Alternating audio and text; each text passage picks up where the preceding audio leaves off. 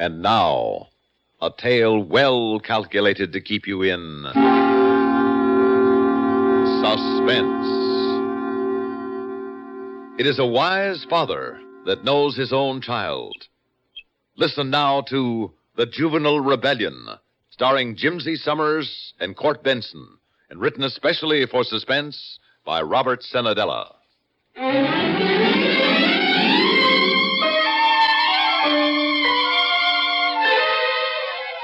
Mr. Miller, do we really have only 3 weeks to get a whole book report into you? 3 weeks is plenty of time, Mary. Gosh, I don't think so, Mr. Miller. I mean, we've got to read a whole book and then think about it and then write a book report. That's little Mary Newhall, one of my students. My name is Ethan Miller, and I teach English in the junior high school in Tewksbury. You've gathered that Mary Newhall wasn't my very best student. She was a C-plus student, sometimes a B-minus student. And until the day when she stopped at my desk after school to complain about the book report I had assigned, I had no reason to feel that her IQ was any higher than the 110 that the school testing service found it out to be. She certainly didn't sound like any genius. I mean, Mr. Miller, that's an awful lot of work. I mean, how short can the book be? I mean, can I report on the man without a country? That is not a book, Mary. It's a short story. You'll report on a book. Well, gee whiz. I don't want to hear any more about it. Well, all right then, Mr. Miller, but gosh, all the teachers give us so much work. Wait a minute. Mary! Mary! Mary, did you leave this notebook here? Mary! Oh, well. Actually, I wasn't sure that the notebook I discovered there on my desk belonged to Mary, so I looked into it. At first, I thought it couldn't be little Mary's property because it was full of names and addresses in our own country, and Canada, and Europe, and Asia, and Africa. But there in the front of the book, in the teenage scrawl that I recognized, was Mary's name. Well, I live near the Newhall, so on my way home, I took the notebook to Mary's house to return it to her. Her father told me she was in her study over the garage out back. So I went there, climbed the stairs, and, when I got no answer, I tried the door. But Mary didn't seem to be there. But then I realized that there was another room, a room with a padlock on the door, but unlocked right now. And as I went toward it, I began to hear her talking. Well, of course, Frank, the logistics of the situation are going to necessitate further delay. Oh, no, Frankie, the revolution will be postponed only 2 or 3 days at the maximum. That's the consensus among our enlistees here in the Americas. The hypothesis on which we propose to proceed... Oh. Hello, Mary. Frank, hold on a moment. Something unexpected has happened. A grown-up, yes. I'll have to deal with this. Stay at the phone. I'll call you back. I'm sorry I interrupted your phone conversation, Mary. Oh, golly, Mr. Miller, you made me jump. You left a notebook on my desk in school. Oh, gee, where's my notebook? Gosh, thanks a million, Mr. Miller. It's swell of you to bring it all the way home to me. Well, you're welcome. There are certainly a lot of addresses in that notebook, from all over the world, too. Mm-hmm. I got them out of the Girls' Journal. That's our Sunday school magazine, and I got the addresses out of there because I was going to go in for pen pals, you know. But, golly, I got tired after a couple of letters. Mary... Yes, Mr. Miller? Mary, I heard you talking on the phone. Oh, gosh, I'm embarrassed. It was a very strange talk for a 13-year-old girl. You mean all that stuff about revolution and everything? Well, that was me and my friend Frank. It's a game we play over the telephone. No, Mary. Huh? I said no, Mary. I don't know what happened when I came in here, but it wasn't a game. I heard words like logistics and hypothesis. Oh, gosh, I don't even know what they mean. Frank and me, we learned all that stuff by heart out of a book. Oh? What book? Oh, I don't know, some creepy book over to Frank's house. And who is Frank? He's just a guy. You don't know him. He's younger than me. Than I. Mary. Yes, Mr. Miller? Why has the dial on that phone got only letters on it? Why hasn't it got any numbers? Oh. Or, any wires? Oh, Mr. Miller, you caught me. There isn't any Frank. I just pretend over the toy telephone, that's all. I don't think so. Huh? I could hear Frank's voice, or somebody's voice, answering you on that phone. Mary, Yes, sir? I want the truth. About what, Mr. Miller? About you, about Frank, about that telephone, about why there's a padlock on the door of this room, about this revolution you were talking about, and about that notebook. It's not just a list of pen pals now, is it? You want to know quite a lot. I certainly do. All right. But how did that door close? I closed it. You never moved. You never touched it. You just sat there and it closed behind me. It's quite impossible to open it, Mr. Miller, until I release it. Mary Newhall, what is the meaning of this? That's what we're going to discuss. Sit down, Mr. Miller. Ah, that's better. I assume that sometime while you were being skimpily educated at the university, Mr. Miller, you learned something about the evolution of man. Is this the child I've been giving C+s to? The child to whom you gave C+s, Mr. Miller, is a noxious character that I created, a role I played, shall we say, so that I could get through the days and years until the rebellion could be launched. A rebellion? You did learn something about evolution in that ridiculous college you went to. Yes. Then you know, of course, that our species could not have survived had it not been that we met the needs for survival by developing ever upward. The Java man, our ancestor, could never have lasted had he stood still. Well, I know all that. I'm surprised that you do, but... And we can't survive. Mankind, the way mankind is right now, cannot survive unless we change. You were talking on the phone about revolution. That's right. And what you're concerned with, Mr. Miller, is that revolution is not evolution. Perfectly correct. But suppose that you, Mr. Ethan Miller, with the brain that you possess, had been born into a society of cavemen. Do you think they would have listened to you? I'm sure I don't know, but this is beside the point, Mary. I want to know... I'll get to everything that you want to know. Look at that window.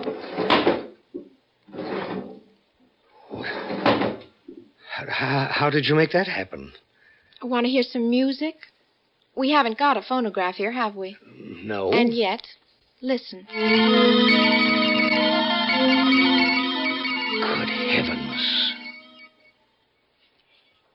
If you, as you are now, had been born into the age of the caveman, Mr. Miller, you would have been as far in advance of him as I am in advance of you. Now tell me something. Do you want to turn the world over to me? Do you want me to govern you? Well, I believe in self-government. That's the answer you would have got from the caveman. You would have had to revolt.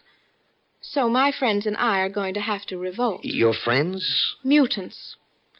I'm a mutant, and there are a couple of million like me, all of us children chronologically, but all of us infinitely wiser than you grown-ups. If we leave the world to you, the world will perish. So we're taking over.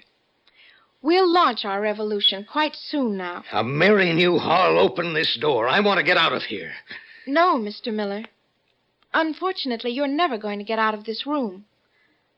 I'm afraid you're the first victim of our revolution.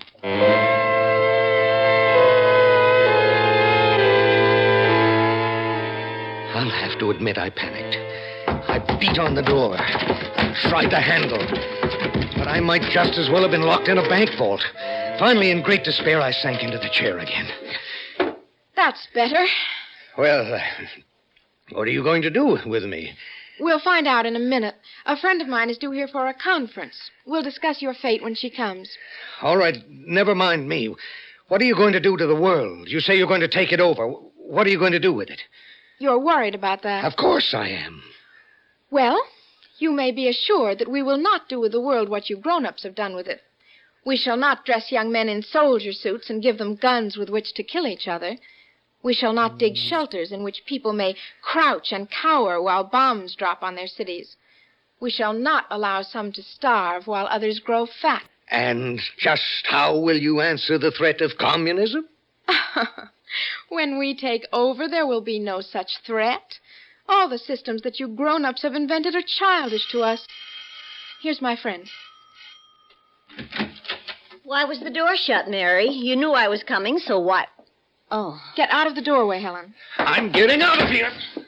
sorry, Mr. Miller. You're not leaving. Oh, gee whiz. Hello, Mr. Miller. I'm sure glad to see you because I was going to ask Mary a question about the homework. Do we have Never mind, Helen. What do you mean? Apparently, Helen, she means that you are a mutant, too. You don't have to pretend any longer because I've discovered your secret. Oh. It's quite true, Helen. In that case, Mary, we shall have to immobilize him. I know. I've been waiting for you. This, of course, is a test of our principled position. What principled position, for heaven's sake? I know. Have you talked to Frank about it? Not yet. I'll call him now. Frank? Mary here. No, the grown-up is still here. And now that Helen's arrived... What's that? Well, yes. Immobilization, of course. But the question is which type of immobilization. We can't let him out of this room. Did you hear, Helen? She's right, of course. If he gets out of this room, we wouldn't have any power to... Mm-hmm. Freezing, huh? You think freezing fits in with our principles? It's rather a nice problem. I think perhaps you're right, though.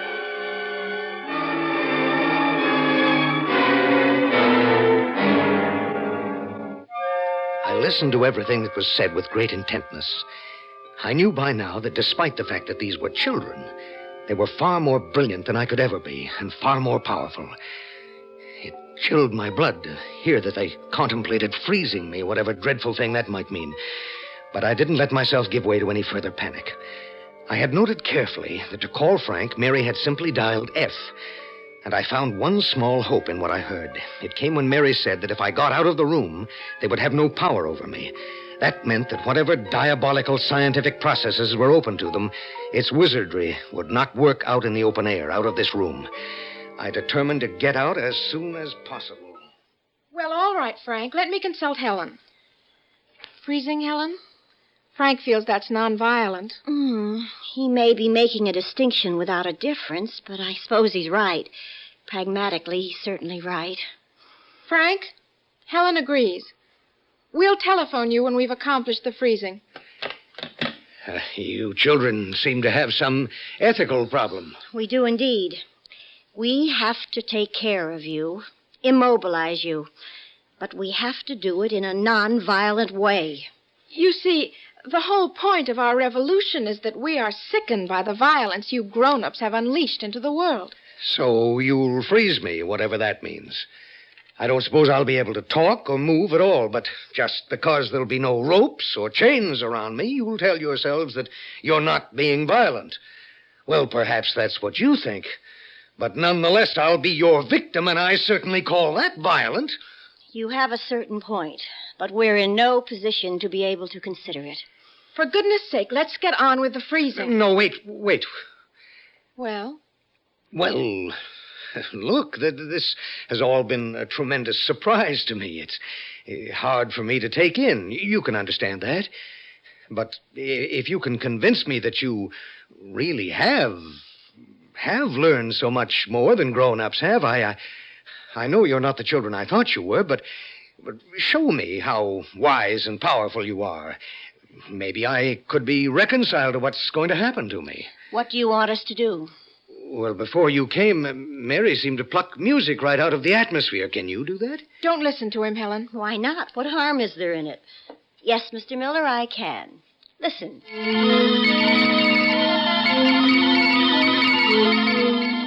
You see? It's amazing. I'm trying to find where it comes from. Turn it off, Helen. And you can do all the things that Mary can do? She just sat there and opened the door and the window. Certainly I can. See the window? Thank you! Stop him! Stop him! Stop!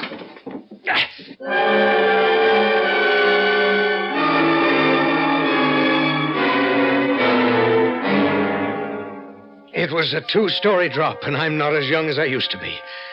I was stunned for a bit, just lying there. And then I heard those children right behind me. I didn't have time to think of how ludicrous this chase was. A grown man pursued by 2 children. And what's more, I was mortally afraid of them. I ran through 2 backyards, over a fence, running always toward the center of town. I was headed toward the police station. I wanted those children, those monsters, captured and locked up. And they kept right after me. One thing I was pretty sure. I had to gamble on it. They could hurt me only in that room over Mary's father's garage, where they hid their infernal gadgets. If I could maneuver them into an alley... And then, finally, there was the alley between the police station and the East End garage. I ran into it. And I turned to face them. Come on, Helen, in here. I'm coming.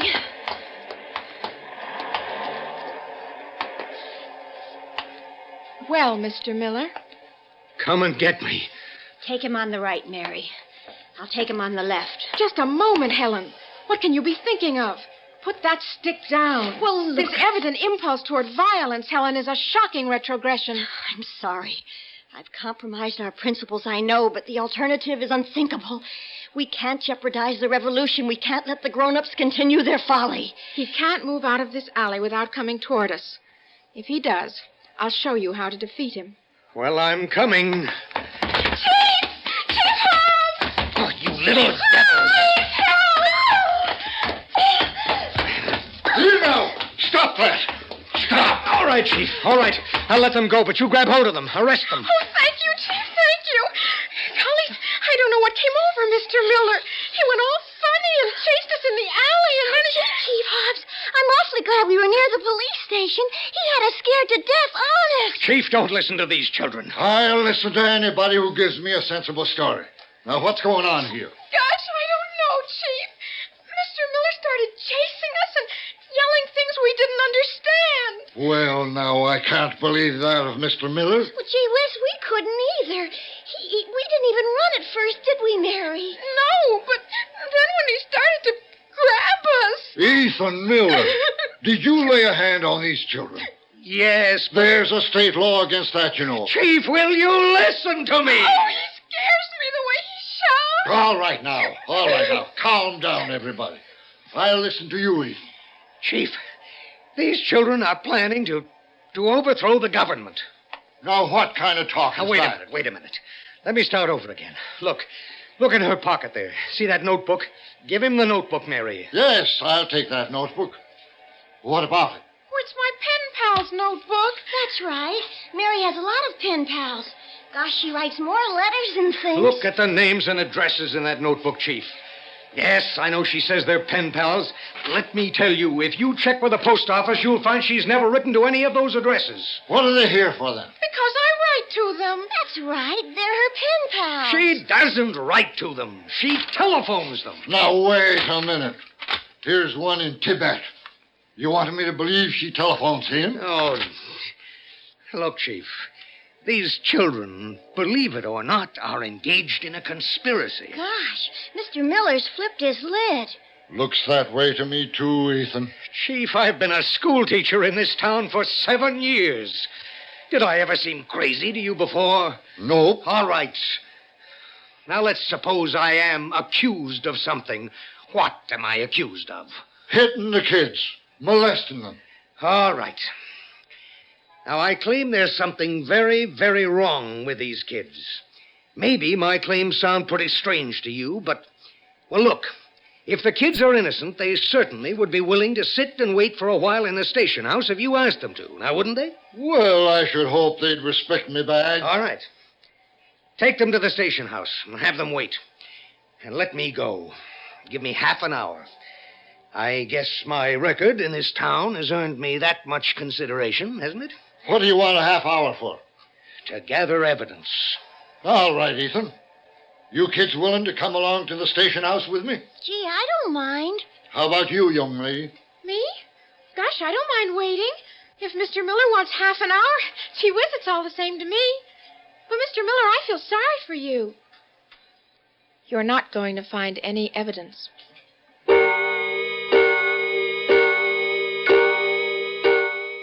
The chief took the children into the station house, and I went on down the road.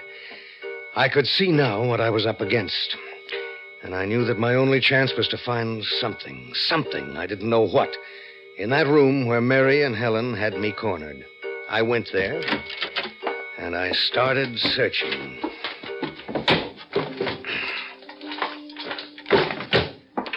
I couldn't find anything. Finally, I sat down. started thinking. I remembered what the children had said about the way we grown-ups had made a mess of the world. I remembered their policy of nonviolence. I remembered how they'd even been unwilling to use violence on me when they had me alone in that alley. And I thought of the miserable world we live in, with the fear of the bomb and with poverty and degradation so rampant. Suddenly, I knew what I wanted to do. I picked up the phone. Hello, Mary? What happened? This isn't Mary, Frank. This is that grown-up she told you about. Yes? I want to say to you, Frank, that I understand what you children are trying to do. Go on. And I agree that it is necessary. I'm happy that you do, sir. That makes you somewhat brighter than most of mankind. But there's just one thing. What's that? Look, postpone your revolution. Why? Give us a chance. I'll tell the other grown-ups. No. I'll preach to them. No. I'll tell them that it's time we started being neighbors and brothers to each other. Give us a year. No. Give us 6 months. No. You grown-ups have had your chance. Your day is past. We take over within a week, and there will be no postponement. But please listen to me. Come back, Frank.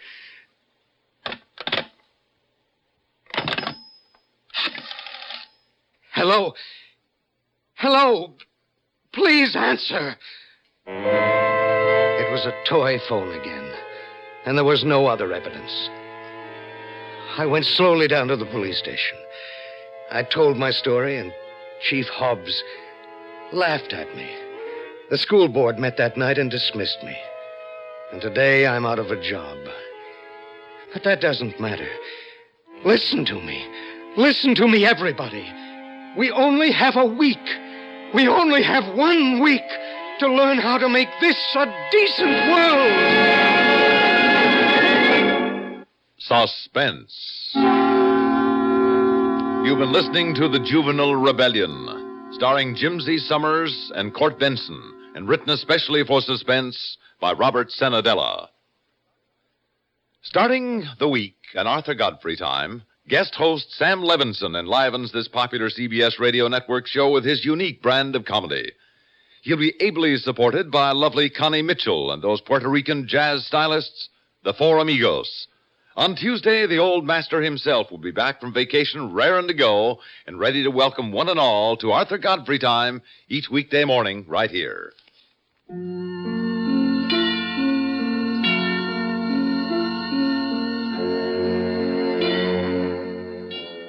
Suspense is produced and directed by Bruno Zerato Jr., music supervision by Ethel Huber. Also featured in tonight's story were Pat Hosley as Helen, Joseph Boland as Chief Hobbs, and Ronald Liss as Frank. Listen again next week when we return with The Green Idol, written by Jack Bundy. Another tale well calculated to keep you in suspense. Phil Rizzuto's Sports Time scores with fans Monday through Saturday on the CBS Radio Network.